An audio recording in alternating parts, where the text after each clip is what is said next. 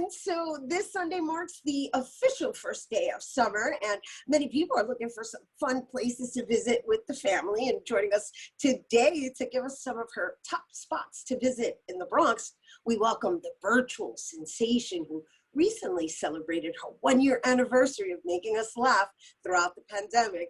Let's give a big round of applause and welcome to the one and only Tita, or should I say Tita? Hi, Nena, you got a voice. I love your voice. You should like do a live concert with me one day. Again, you definitely brought lots of smiles into my household, and that's your theme song, So Se Me Pegó. I mean, you have a wonderful singer. From what I understand, it's your creator's wife, so I see you all keep it in the family, which is really dope. Yeah, because you gotta support each other's dreams, you know, you gotta be there for each other. I agree. I am so excited to have you on finally. Hi, Nena, me too. You know, I've been thinking about this for a while because we just recently did an event together and I was like, hey, I gotta be on Rhina's show. I know. I couldn't believe it either. I was like, oh my gosh, we're actually part of a summit together and I've yet to have you on my show. So anyway, here you are now, and it's the summer, and I know we've all been cooped up all year round. And so now as New York City is reopening, and since you're a South Bronx resident, I wanted to share with our viewers some of your favorite hot spots to visit over the summer.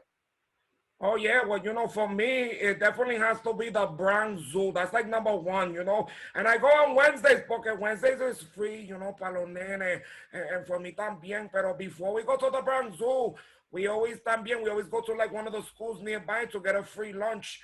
You know, mainly para los nenes, pero, you know, if there's any extra chicken nuggets, you know, I go in there eat that. And there's a lot of places you could go to, you know, también. We usually go to like the Bronx Arts Museum, que está ahí in the Grand Concourse. And, you know, in the summertime, the air conditioning feels really good, you know, so that's why, you know, sometimes we go there. I mean, they got really good art, you know, and a lot of artists that you could support, pero también the air conditioning is really right. good. especially when it's really hot out there. So I get it. That's like your little break.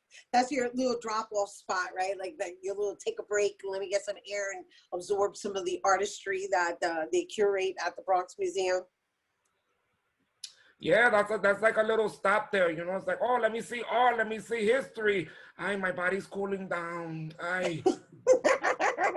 So, all right. So first you said the Bronx Museum, and then you said first you said the Bronx Zoo, and then you said the Bronx Museum, and even though I know we're giving people some ideas of how to spend their summer as New York reopens, I want people to also get to know you, because while I know you, and while you're this virtual sensation that's been hitting YouTube by storm, and really have been a huge treat to us within let's say our uptown culture, and just keeping it real.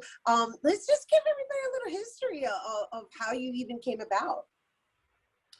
Yeah, well, you know, the truth is que Victor Cruz, the creator, you know, he already had my voice stored away, you know, for years. And sometimes I would talk to people like, you know, I would call them and do like prank phone calls. I would mess like with friends and stuff like that. Pero in the top of, you know, the pandemic, he was like, maybe I could give her a body. And I was like, thank God, because I was tired of just living in his brain and his mouth, you know. So he gave me a body and a life.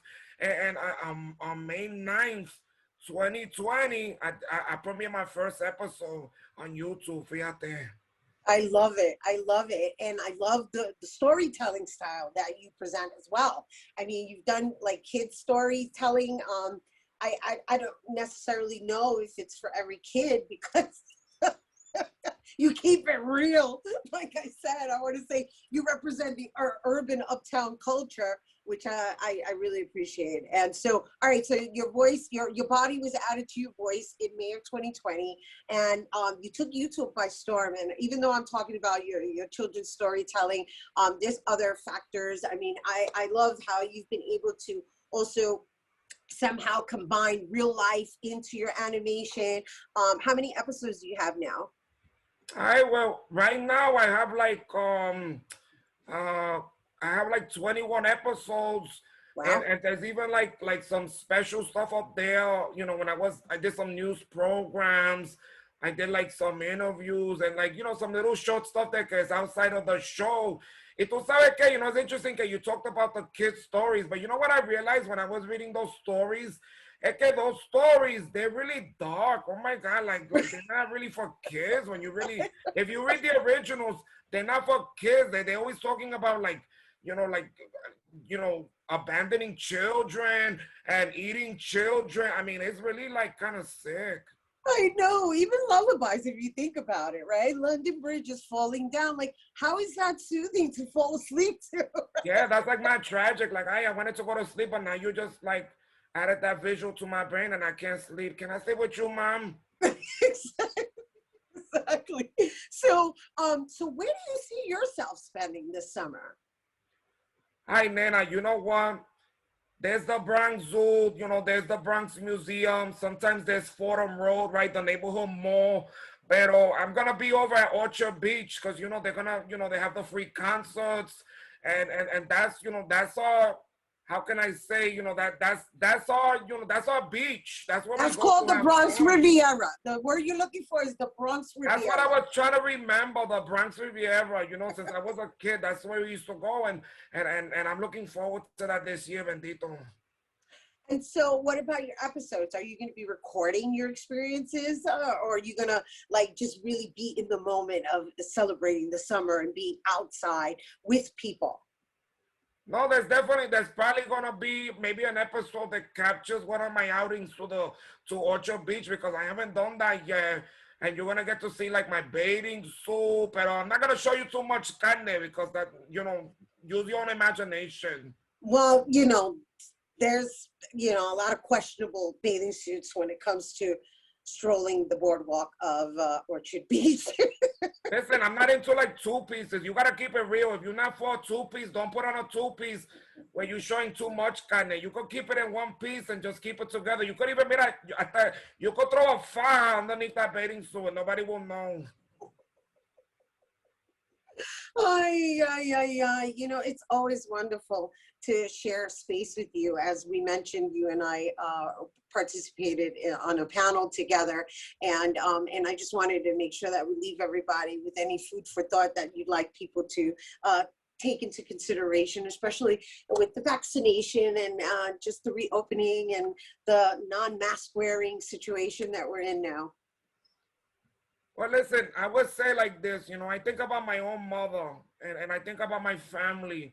And that's why I got vaccinated because I'm like, you know, I don't want to hurt nobody. What if I have, you know, the COVID and I'm getting people sick? So you got to be careful, you know, and even if you got the vaccination, throw on a mask, you know.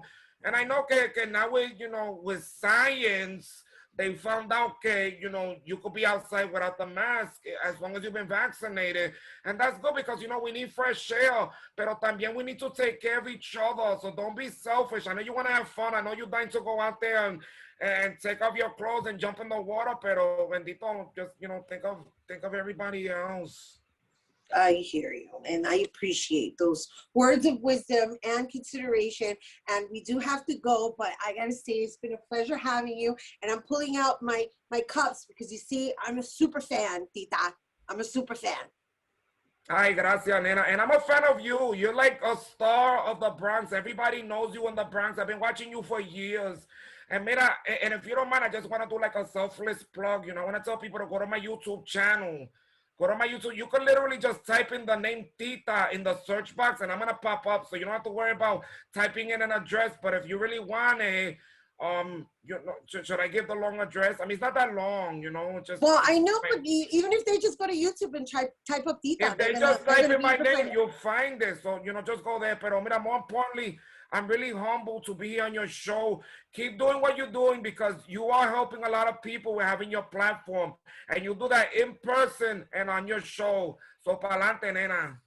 Thank you. Thank you. That means a lot coming from you, Tita. And you guys, for more on Tita, like she said, you can go visit her YouTube. You're going to have a lot of fun. And if you're interested in her merchandise, which obviously I am, you can visit titasworld.com.